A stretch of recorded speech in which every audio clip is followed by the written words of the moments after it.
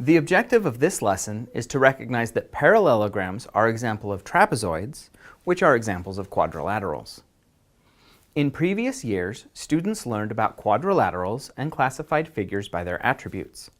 In this lesson, we will build upon this understanding to analyze the differences and similarities of specific shapes as we build toward a hierarchy of quadrilateral figures. In this lesson, we will use Venn diagrams to compare and contrast several shapes. A Venn diagram consists of two or more intersecting circles. The area shared by both circles contains characteristics shared by both objects being compared. The area exclusive to each circle contains characteristics exclusive to the object represented by that circle. For example, two students, Stephanie and Marcus, have been compared using a Venn diagram. Stephanie has no pets and likes art, while Marcus has two pets and likes math. These characteristics are exclusive to Stephanie and to Marcus. Shared characteristics include wearing glasses and a birthday in November. Also, neither likes to eat zucchini.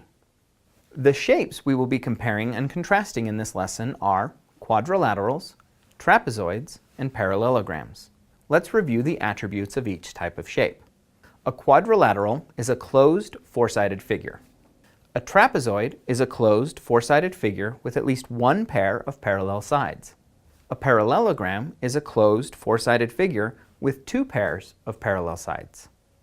Here we can see a number of quadrilaterals, trapezoids, and parallelograms.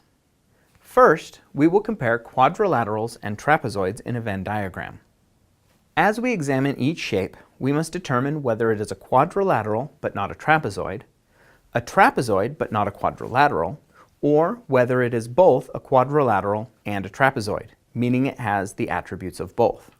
Shapes with four sides and no pair of parallel sides are quadrilaterals but not trapezoids. They belong in this portion of the diagram.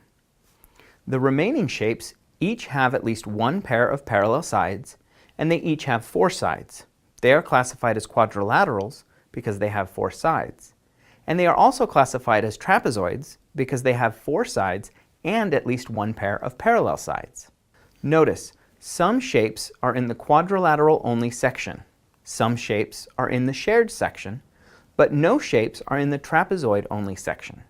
This is because a primary attribute of trapezoids is that they are closed four-sided figures, which is the attribute required for a quadrilateral.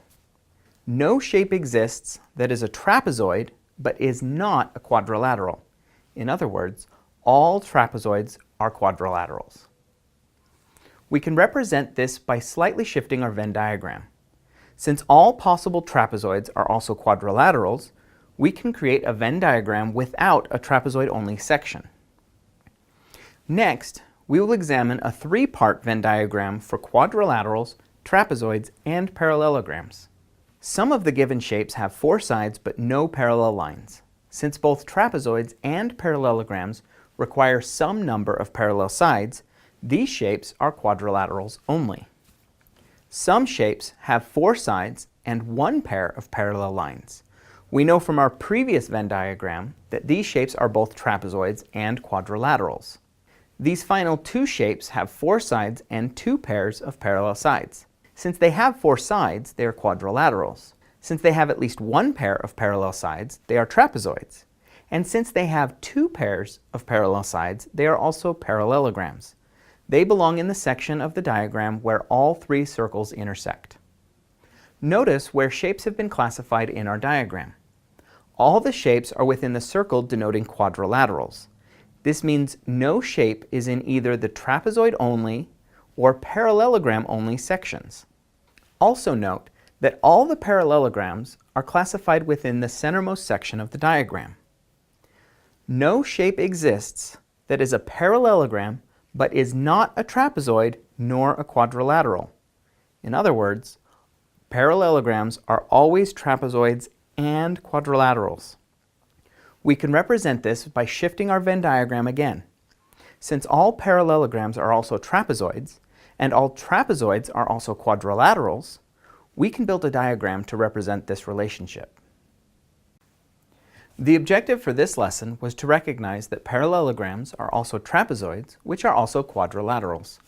We met this objective by reviewing the attributes of quadrilaterals, trapezoids, and parallelograms, and examining the attributes common between them through the use of Venn diagrams.